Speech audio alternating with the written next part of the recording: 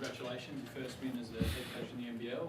What's the feeling like at the moment? Well, I'm actually not really too concerned about that. I was more, just dialed into the game, trying to make sure that we were organized and we were detailed and we were prepared for the guys in that locker room. They've really put in a lot of hard work since the beginning of practice.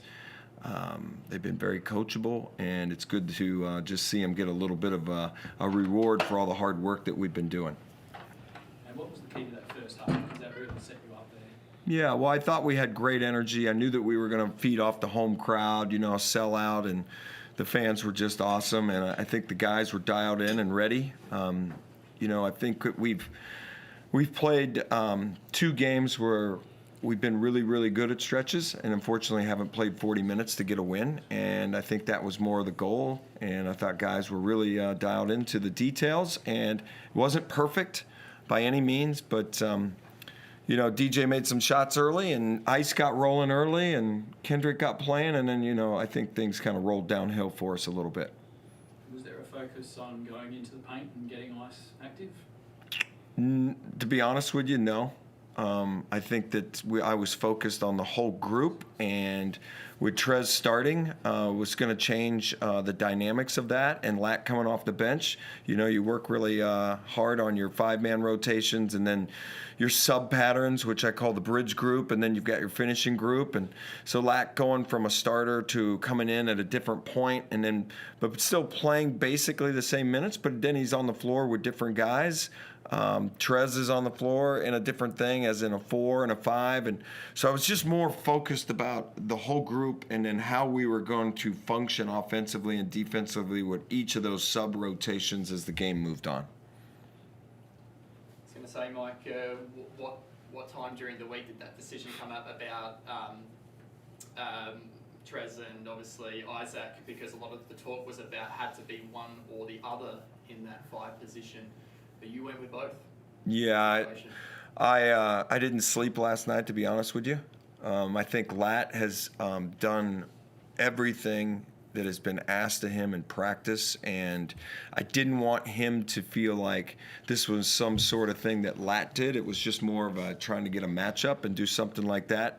But honestly, when I went to the coaches meeting this morning and we were sitting around having coffee, I was still debating it. I was still debating it when I pulled in here for the first time ever and kind of walked out there. But I just kind of had a gut feeling that maybe this was the team. I think our starting lineup is going to change. I think our rotations change. We have a group that can play a lot of different ways. And when Lat's a 4, Lat's a 3, Lat's been out there as a 5 in minutes and at practice. So I'm constantly trying to change the rotation. And I think there was probably some times today in this game that we could have had Lat as a 5 and we could have switched 1 through 5 because they had shooters and they had Hurd out there. And we didn't do that, but that was one of the things that we were discussing in the flow of the game. And I know Lat would have stepped right up and done whatever job was asked of him.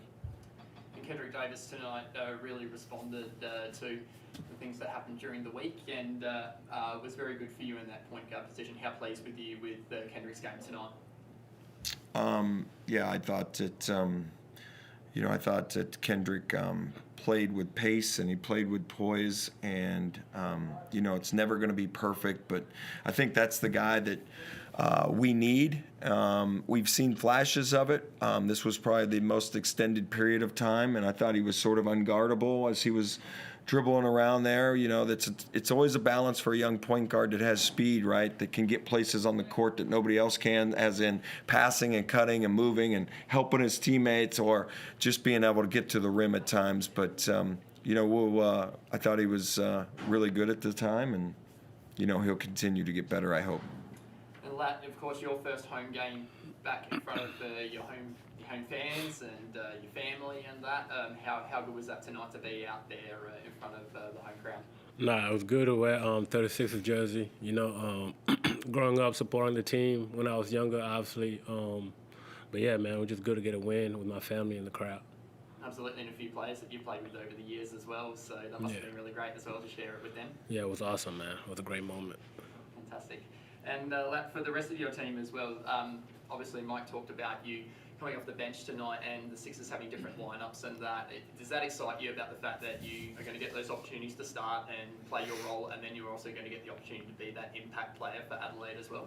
Yeah, I mean, starting or not doesn't really bother me. You know, like you still got to come in and compete whether you're starting. So, just whatever the team needs me to do, like I'm gonna step up and I'm gonna get it done.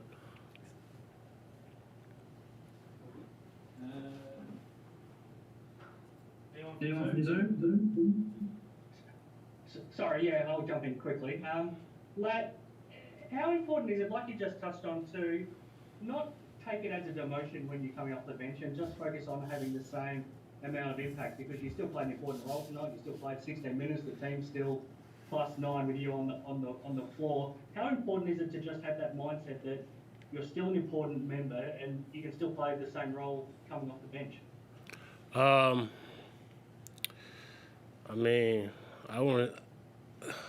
it's cool. Like I just said, like, it doesn't matter. Like, whether if I'm playing 20 minutes, 30 minutes, 5 minutes, like, whatever the team needs to win, like, I'm here to win, and we all want to win over here. Obviously, the last 6 years, 7 years haven't been the best for the 36ers, and we're trying to change that. So, I got to put team first before me. Mike, there's been a little bit of a trend in recent years to, I guess, not have genuine centres, but you've got 2 of them, and you're now playing 2 of them at the same time in the starting group. Is it a real chance for you to have a different look than a lot of the teams that you now come up against? Well, we're trying to figure that thing out ourselves, to be honest with you. I think that's part of us mixing and kind of matching different lineups. We kind of have been playing around with different things. Like I said, in practice, where you're trying to get different combinations, whether it's 3 guards or, 5 guys that can switch equal. I think the game dictates, that you have to have versatility in your lineup. We have a roster here that can be very versatile, and we can have different looks depending on who we're playing. I think that's one of our strengths. I'm trying to figure out constantly, the best angle to kind of take this thing and change it a little bit. I thought maybe with Hurt and Hunter, on the floor, that us being big might just be a different dynamic, like I said. And, it played out that way early. DJ made some shots early. KD was running around out there. And it really, I think it in a weird way, it got ice going, right? I mean, that was the other byproduct of this, is that Trez is a good ball mover. Trez can flash, and that's not a negative to anybody else, but with their 2 big lineup, it allowed Ice to run and play in some different spots with Trez. I asked you after the game in Cairns how you were looking forward to your first home game. How did it live up to your expectations? Well, I mean, I've heard about the arena. I've heard about the game experience. I've heard about our fans, and all of it, I know, peripheral it was all there. It was all great. I was so focused on the game and the team. Some of it's sort of a blur, to be honest with you. But post game there, kind of shaking hands and meeting people and stuff. I'm just glad that we won the game, and that that everybody had a good time tonight at the game. What was your reaction at 3/4 time when you found out that Nick Popovich had been asked to leave the bench? Well, I actually didn't even know it happened, to be honest with you. And I was more worried about our timeouts and what the score was. And I was just focused on the game. I mean, there's all kind of things that happen. Guys have fouls, guys come in and out. It's such a long game with so many things that come on and, come at you, the adversity over, a 2-hour game. I burned 2 timeouts early in the second half. So they're making a run on us, and I've only got 1 in my pocket. And, I'm trying to figure out how to manage the game. Because it was, right there around 10. It was 8. I don't know if it got below 8 or not, to be honest with you. But I was more focused on the team and how we were functioning and how to just win the game. So it didn't really bother me, to be honest with you. I just, I didn't see it. I think it got to 7, but Yeah, I get your point. Just lastly, you don't get much time to now think about this because another huge test on Saturday in Wollongong against a Hawks team that's playing as well as anybody right now. Yeah, I think it's another great opportunity for our group. You know, I mean, it'll be a different kind of game. It comes at us really fast. We'll do what we have to do to get organized and prepared, and we'll go over there and give it our best shot. Thanks very much, guys. Thank you. You good, Joe? Yeah, Coach. Where are the areas you feel like is where the most improvement is going to come from? Well, defense, I mean, I think that's pretty obvious, to be honest with you. I think that's a really talented offensive group. You know, and they've got a lot of different ways they can score. I thought our attention to detail, I thought our level of physicality rose. You know, and I thought that you guys just competed for longer stretches, and we were able to kind of, you know, the flow of the game, you know, you're making shots, you're missing shots. Our defense was there for us, which allowed us to, you know, get the lead and then be able to keep the lead. You have a point in time in your mind when you feel like things will be clicking at 100%, that you're gelled as a unit? I'm sorry, what was that again? When do you foresee, or when are you hopeful that the team that will have gelled to the level that you would like? Sooner than later, I hope. I don't know. I mean, I don't have the crystal ball, to be honest with you.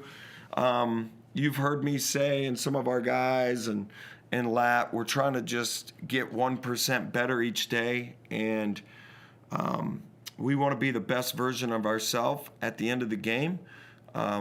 Today was a step forward, and we've had positive steps against Sydney and Cairns. We just didn't get the final result of the W, and those are really hard to get. And I think that us being able to stay in the game and manage the game and hang on through the runs, and you know, it's just an emotional game. You know, that was a positive step for our team, maturity-wise, to move forward and get the win. And we'll just try to keep moving this thing forward, and we'll do it on a quick turnaround. Thanks, guys. That's all from me.